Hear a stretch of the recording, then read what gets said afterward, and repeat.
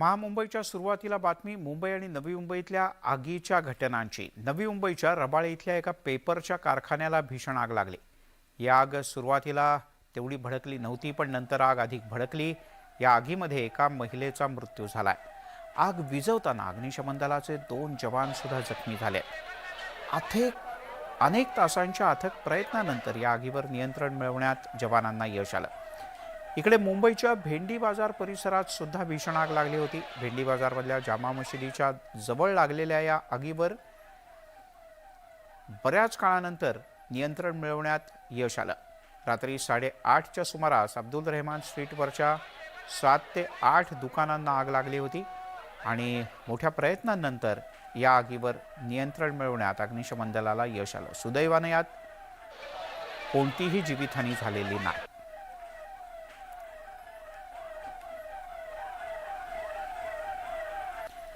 बातमी आता पनवेलमधून आहे। पनवेलमध्ये एका माथेफिरून रात्रीच्या सुमारास अनेक वाहनांना आग लावल्याचे प्रकार समोर आले। यामध्ये ट्रॅक्टर, 3 दुचाकी आणि एका रिक्षाचा समावेश आहे।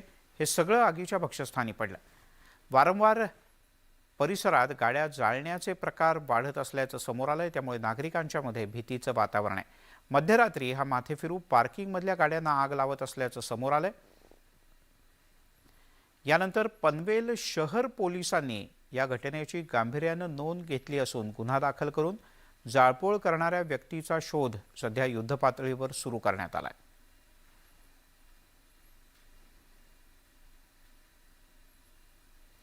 मॉडेल उर्फी जावेदमुळे रुपाली चाकणकर आणि भाजपच्या नेत्या चित्रा वाघ यांच्यातला वाद थांबत नाहीये। रुपाली चाकणकर यांनी चित्रा वाघ यांच्यावर पत्रकार परिषदेत थेट आरोप केले। त्याला चित्रा वाघ यांनी प्रत्युत्तर दिलं।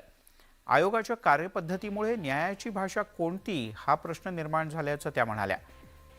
एकटे अध्यक्ष म्हणजे आयोग हे डोक्यातून काढून टाका असा पलटवार चित्रा वाघ यांनी केलाय।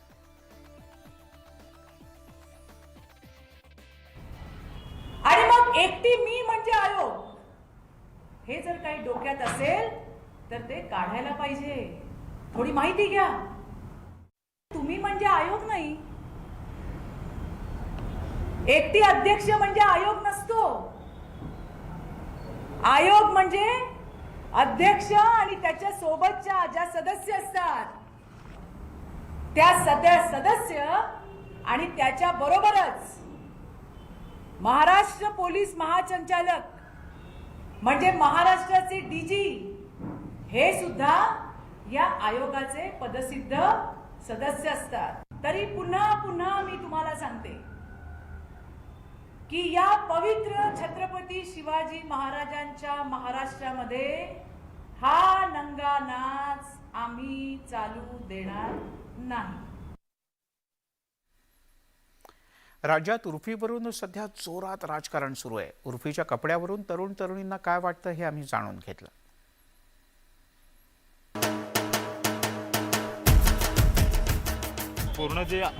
पूर्ण तिच्या बाबतीत जे काही पूर्णपणे चुकीचं आहे। म्हणजे खूपच शॉर्ट घातले तिने, पण एवढं पण हे करायला नको पाहिजे। तो शॉर्ट घाला पण एवढं काय नाही, पण खूपच तिने शॉर्ट घातला आणि तो म्हणजे व्हिडिओ म्हणजे ते काय कपड्यांचं ते प्रयोग करत असते वेगवेगळे, मेसेज वेगळा पोहोचतो त्यांच्याकडे, म्हणून मला वाटतं हे रॉंग आहे। म्हणून जे तिच्यापासून आपण घेण्यासारखं काहीच नाही ॲक्च्युली। ज्याची त्याची चॉईस असते कपड्यांबाबतीत। तिची चॉईस मला नाही काय त्याच्यात बोलता येणार। त्यांची चॉईस आहे, त्यांना जसं पाहिजे तसं राहू शकतं। किती घालायचे ते तुमचं तुम्ही ठरवा, पण घाला काहीतरी तर घाला। आता आम्ही पण असे कपडे घालतोय, फॅमिलीला माहिती आहे, आम्हाला माहिती आहे, तर बाकीचे कोण काय बोलणार त्यांना काय करायचंय। आता असे कपडे ठीक आहे, हे कपडे तर आहे पूर्ण, ते घालतात ते कपडे आहेत का, त्यांच्याकडे कपडे तरी आहेत का। पोरं शॉर्ट घालून फिरतात, विदाऊट टी शर्ट फिरतात, त्याला कोण कमेंट नाही करणार, बट पोरींनी घातलं की त्याला कमेंट का। आता आम्ही अंडरवेअरचे फिरत नाही ना। साडीज पण ती अशा पद्धतीने घालते की त्याच्यावर तिचं अंग प्रदर्शन होतं। फॅशन ही आजकाल प्रत्येक मुलगी करते, पण आपण किती कोणत्या लेवलपर्यंत फॅशन केली पाहिजे हे आपण त्यांनाच स्वतःला समजायला हवं, आणि हे तिलाही समजायची गरज असं मला वाटतं। शॉर्ट कपडे नको आहे, फुल कपडे हवे। प्रत्येक वेळी सगळ्यांचं ऐकून जगणं हे नाही पॉसिबल होऊ शकत. प्रत्येकाला पण तिचं आयुष्य आहेच. एखादी व्यक्ती फेमस होण्यासाठी किती खालच्या पातळीपर्यंत जाऊ शकते हे उर्फी जावेदवरून सर्वांनी लक्षात घेतलं पाहिजे. अपने इंडिया में बहुत सारे प्रॉब्लम्स है जो लुक इन करने चाहिए ये प्रॉब्लम्स के अलावा. मैं ये बोलना चाहूंगी कि मेरा नंगा नाच कंटिन्यू रहेगा. कपडे कुठले घालावेत ज्याचा त्याचा प्रश्न आहे, पण समोरच्याला लाज वाटेल आणि संताप येईल असे कपडे घालणं. वळूयात पुढच्या बातमीकडे. शीना बोरा जिवंत असल्याचा दावा करण्यात येतोय. अवघ्या 2च दिवसांपूर्वी कथित शीना ही गुवाहाटीच्या विमानतळावर दिसल्याचा दावा मुखर्जी परिवाराच्या परिचित सवीना बेदी या महिलेनं केलाय. शीनाचा विमानतळावरचा एक व्हिडिओ सुद्धा काढण्याचा प्रयत्न त्यांनी केला. या संदर्भात एक ॲफिडेव्हिट म्हणजे प्रतिज्ञापत्र दाखल करण्यात आलं असून पुन्हा एकदा तपासाची मागणी करण्यात आली. जानेवारी 2023ला मी गुवाहाटी एअरपोर्टवर गेले होते, कारण मला मुंबईला यायचं होतं. त्या दिवशी मी काय कामासाठी गुवाहाटी गेले होते आणि त्या एअरपोर्टवर मला एक महिला दिसली जी मला असं वाटलं की ती शीना बोरा सारखी दिसतीये आणि रिझेंबल करते शीना बोराला. छोट्या पडद्यावरील लोकप्रिय अभिनेत्री तुनिशा शर्मा आत्महत्येप्रकरणी तिचा खास मित्र आणि सहकलाकार शिझान खानच्या अडचणींमध्ये वाढ झाली, कारण शिझानच्या जामीन अर्जावरची सुनावणी पुढे ढकलण्यात आली.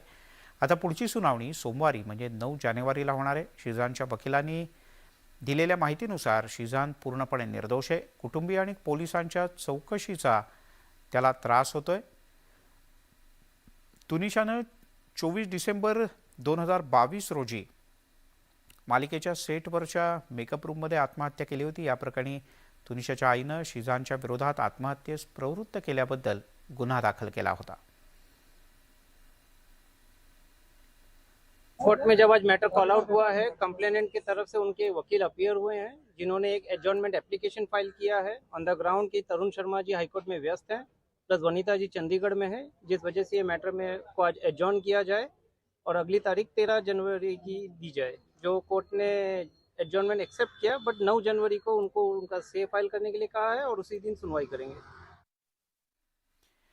भिवंडीमधल्या बहुचर्चित ठाणे भिवंडी कल्याण मेट्रो प्रकल्प 5 मधील दुसऱ्या फेजच्या संदर्भातली एक महत्त्वाची बातमी. भिवंडी कल्याण मार्गाचा विकास आराखडा अजूनही बासनात आहे. ठाणे भिवंडी या पहिल्या फेजमधील काम सुमारे 60% पूर्ण झालं असताना पुढचं काम मात्र अडखळत असल्यानं सध्या ठाणे भिवंडी कल्याण मेट्रो भिवंडीतच अडकून पडले. धामणकर नाक्यापर्यंत मेट्रोचं काम मोठ्या ताकदीनं आणि जलद गतीनं करण्यात येत आहे. मात्र त्यापुढे हे काम सरकलेलं नसल्यानं मेट्रो प्रकल्पाचं काम याच ठिकाणी येऊन थांबलंय. या प्रकरणी व्यापारी रहिवासी यांच्या समितीनं नुकतीच मुख्यमंत्र्यांची भेट घेतली. मुख्यमंत्र्यांनी भुयारी मार्गातून मेट्रो धावेल असं आश्वासन दिलंय. एकनाथ जी शिंदे हमेशा ये कहते थे कि हजारों लोगों को उजाड़ के मैं कभी मेट्रो नहीं ले सकता. तो उनका ये जो दिल है कहीं ना कहीं जो है लोगों को बचा रहा है. और हमने ये देखा कि उन्होंने तुरंत MMRD को आदेश किया कि मेट्रो जो है अगर अंडरग्राउंड जा सकती है तो अंडरग्राउंड ले जाओ, लेकिन हजारों लोग जो बेघर और बेरोजगार हो रहे हैं उनकी भावनाओं का भी ख्याल करो और उनकी धार्मिक भावनाओं का भी ख्याल करो. तो इस बात की दखल लेते हुए MMRD ने राजीव गांधी चौक से टेमघर को अंडरग्राउंड कर दिया. आरेतील मेट्रो मार्ग 2A आणि 7 पूर्ण क्षमतेनं कार्यान्वित करण्यासाठी रविवारी सकाळी 6 पासून ते रात्री 10 वाजेपर्यंत दोन्ही मार्गांवर मेगा ब्लॉक घेण्यात येणार आहे.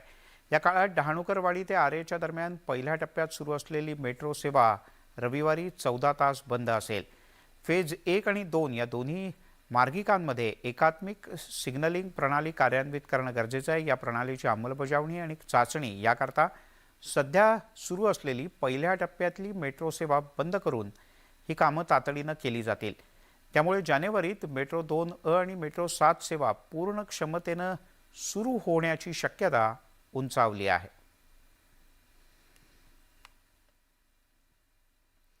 आणि बातमी ही मुंबईकरांच्या करता महत्त्वाची. सुट्टीच्या दिवशी सुद्धा ज्यांना कामावर जावं लागतं त्या सगळ्यांसाठी, अर्थात मेगा ब्लॉकची.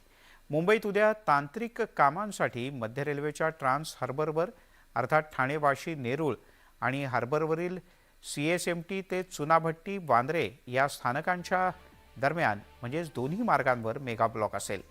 त्यामुळे या मेगा ब्लॉकच्या कालावधीत या मार्गावरच्या अनेक लोकल फेऱ्या या रद्द करण्यात येत आहेत. परिणामी प्रवाशांची थोडीशी गैरसोय होणार आहे. आपण ग्राफिक्समध्ये पाहतो आहोत कोणत्या मार्गांवर कसा मेगा ब्लॉक असणार आहे ते. अंधेरी ते बोरिवली जलद मार्ग सकाळी 10 ते दुपारी 3, CSMT Chunabhatti Vandre up down सकाळी 11:10 ते 4:10, ट्रान्स हार्बरवर ठाणे वाशी नेरूळ या दरम्यान सकाळी 11:10 ते दुपारी 4:10.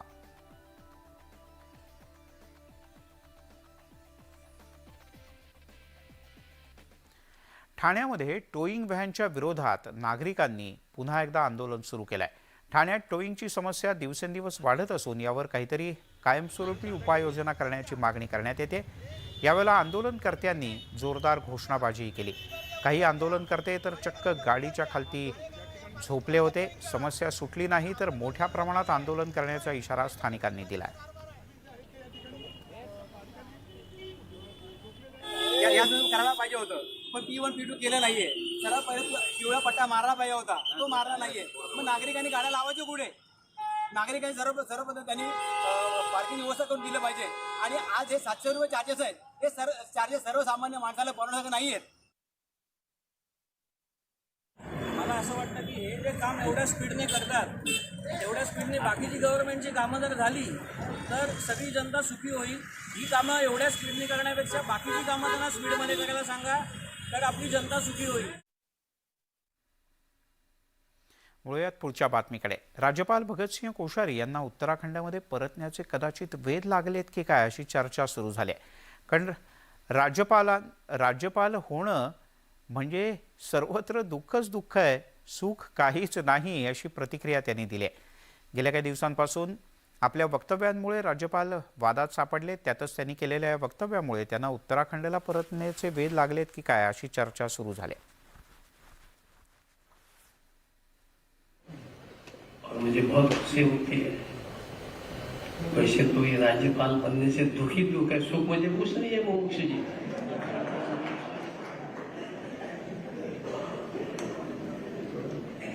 लेकिन सुख ये भी है कि इस राजभवन में ऐसे संत लोग आते हैं, ऐसे त्यागी युवा लोग आते हैं, मुमुक्ष लोग आते हैं, तो मुझे भी एक नया आनंद आता है. मुझे लगता है कि नहीं, चलो कोई बात नहीं, ठीक से करता हूं. केंद्रीय मंत्री नारायण राणे आणि खासदार संजय राऊत यांच्यामधलं शाब्दिक युद्ध हे अधिकाधिक चिघळत चाललंय. दोन्ही नेत्यांच्याकडून पुन्हा एकदा एकमेकांवर आरोप प्रत्यारोप करण्यात येत आहेत. तसंच एकमेकांना खुलं आव्हान प्रतिआव्हान दिलं जात आहे. नारायण राणे संजय राऊतांमध्ये जुंपली.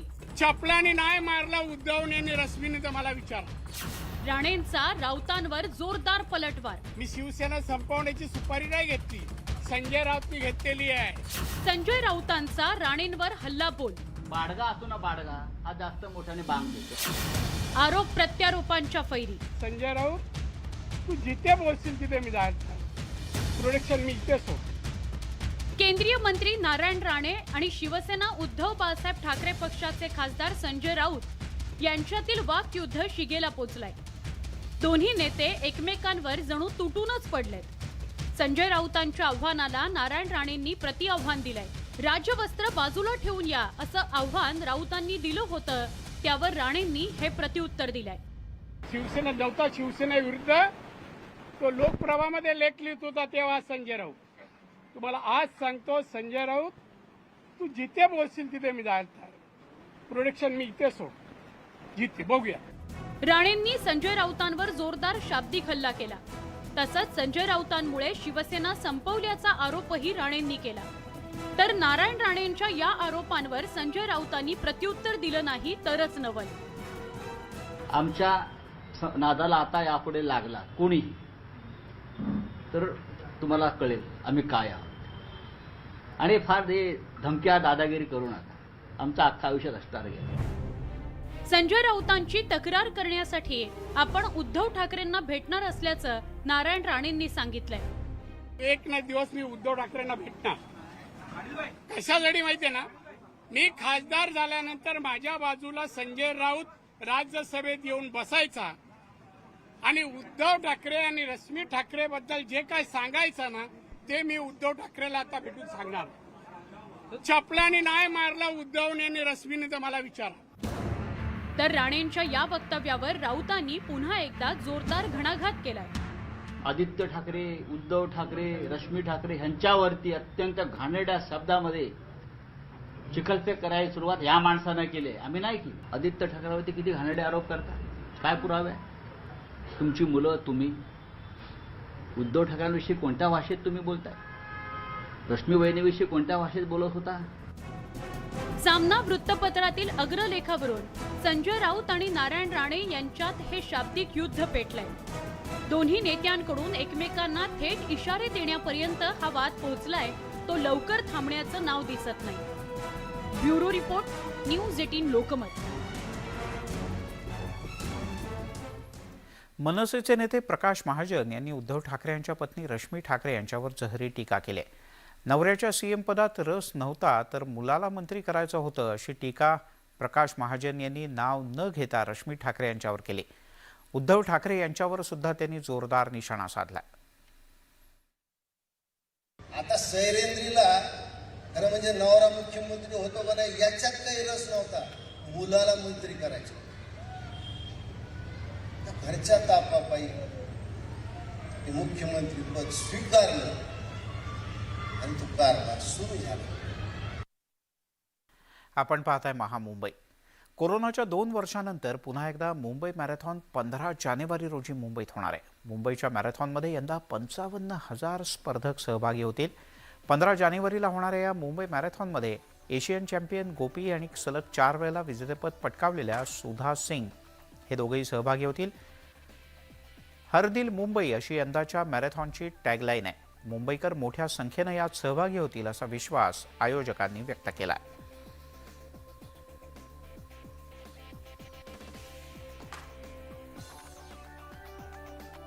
न्यूज 18 लोकमतवर आपण पाहताय महामुंबई. आदिवासी पाड्यातील नागरिक साक्षर व्हावेत यासाठी आदिवासी शाळेतल्या शिक्षकानं पुढाकार घेतला. उरणमधल्या महादेव डोईफोडे या शिक्षकानं आदिवासी आश्रमशाळेतील विद्यार्थ्यांच्या सोबतच पालकांचे सुद्धा खास वर्ग सुरू केले. या वर्गाला सुरुवातीला साधारण 50 पालकांनी सहभाग घेतला. महादेव डोईफोडे यांनी सातत्यानं घेतलेल्या परिश्रमामुळे या भागातल्या नागरिकांना आता लिहिता वाचता येऊ लागलाय. त्याचप्रमाणे मुलांचा घरी अभ्यास सुद्धा आता हे पालक घेऊ शकतात. आम्ही स्वतः वाड्यांवर जाऊन हे वर्ग सुरू करणार आहोत, मात्र त्यासाठी थोड्याशा मदतीची गरज असल्याचं त्यांनी नमूद केलं.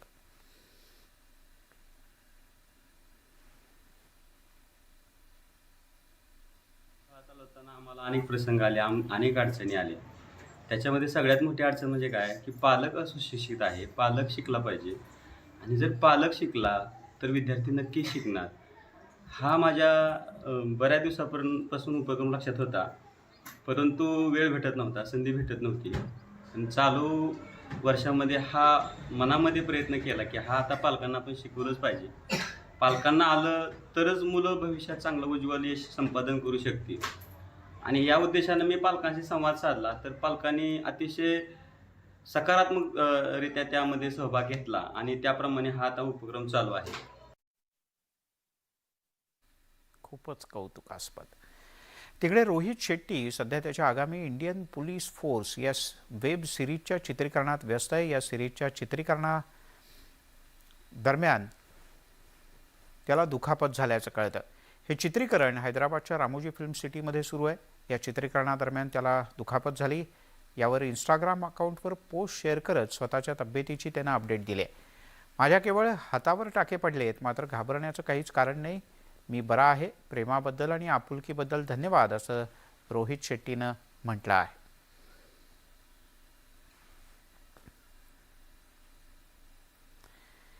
यासोबतच महामुंबईमध्ये इथेच थांबूयात. सर्व प्रकारच्या ताज्या अपडेट्ससाठी news18lokmat.com या आमच्या वेबसाईटला लॉग ऑन करा. फेसबुक, ट्विटरवर आम्हाला फॉलो करा. आमच्या यूट्यूब चॅनलला सबस्क्राईब करा.